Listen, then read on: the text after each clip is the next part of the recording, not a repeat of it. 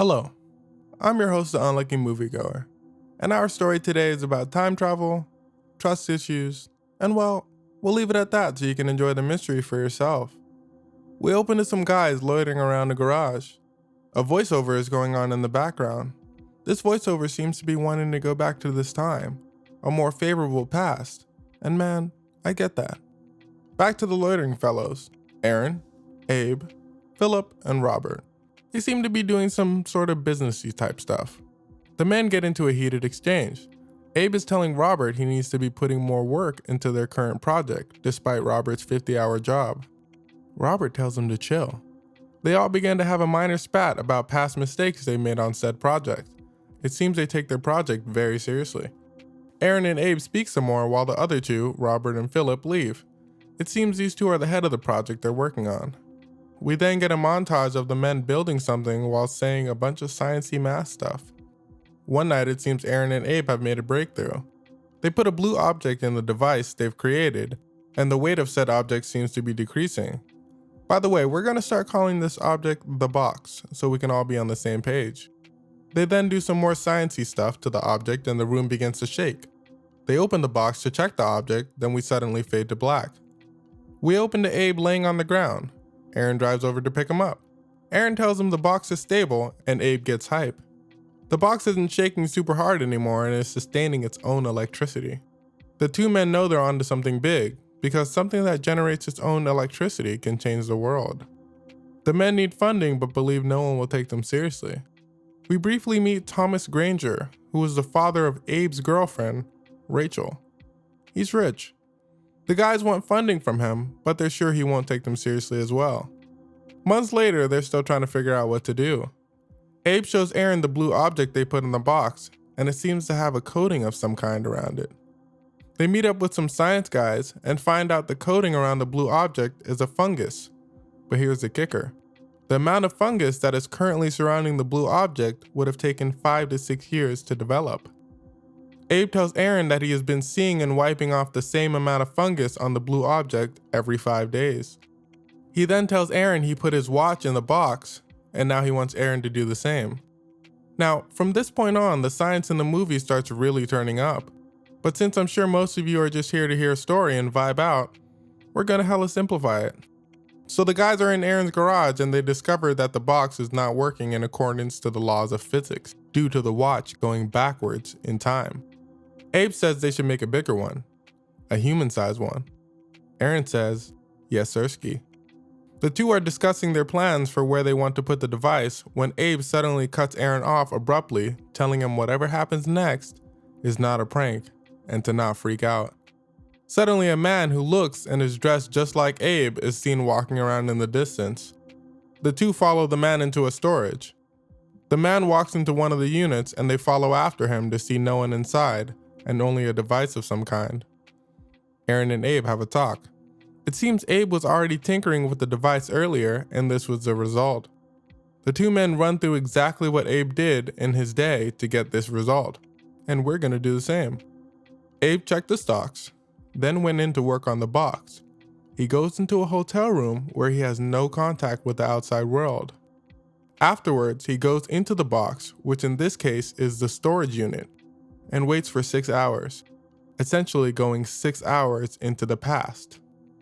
If this is a little confusing, don't worry too much about it for now. All you really need to know is Abe and Aaron invented a time machine. Abe used it to go back in time. The two men repeat this process together and travel back in time. They immediately start making money on the stock market, as they know when to buy and when to sell.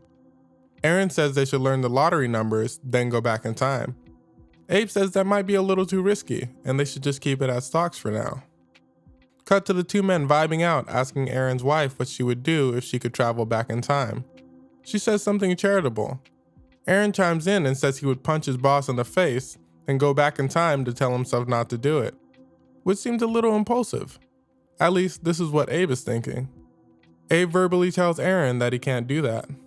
Aaron seems disappointed but says he already knows he cannot do that. Abe speaks to Aaron, making sure he knows not to do anything drastic with the box. Aaron keeps reassuring him that he understands and would never. Things get a little more complicated when Aaron and Abe discuss who they will be telling about the time machine. Aaron says they will for sure be telling his wife and should also make the time machine bigger to accommodate for more people. Abe skeptically says sure, but they should also tell their other friends and partners, Philip and Robert. Remember, these guys.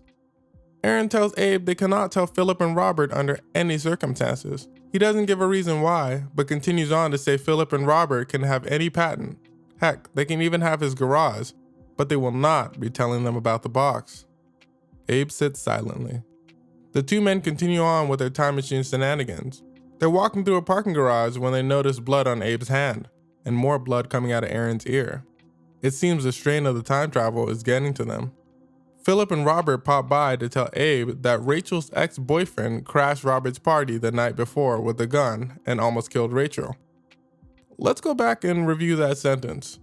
Philip and Robert, Abe's friends and partners from earlier, came by and told Abe that his girlfriend, Rachel's ex-boyfriend, crashed Robert's party the night before with the gun and almost killed Abe's girlfriend, Rachel.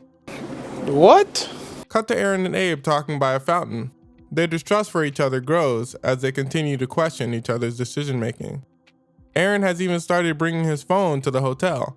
If you remember from earlier, Abe wanted them to have no contact with the outside world just to be extremely safe, making sure they don't interact with their future selves. It's the middle of the night, and kids are skating by and starting car alarms. The two men cannot sleep and decide to go back in time to stop the kids from starting the car alarm so they can get enough sleep. They're driving to the box when they see Thomas Granger, the rich guy they wanted to invest with from earlier, Rachel's dad. Aaron freaks out because Thomas is outside of his house. He further adds that he saw Thomas earlier in the day and he was clean shaven. This Thomas he saw has a full beard. Abe gets Thomas's number from his girlfriend, Rachel. He calls. He begins speaking to Thomas on the phone when the other Thomas in his car takes off. The two men chase him down and he falls, knocking himself out. The men question each other, trying to figure out how Thomas Granger knows about the box. They start asking each other if they would tell Thomas, and they both deny they ever would. Tensions rise even further as they simply do not know who could have told Thomas about the box. Abe, in secret, created a second time machine just in case things went wrong like this.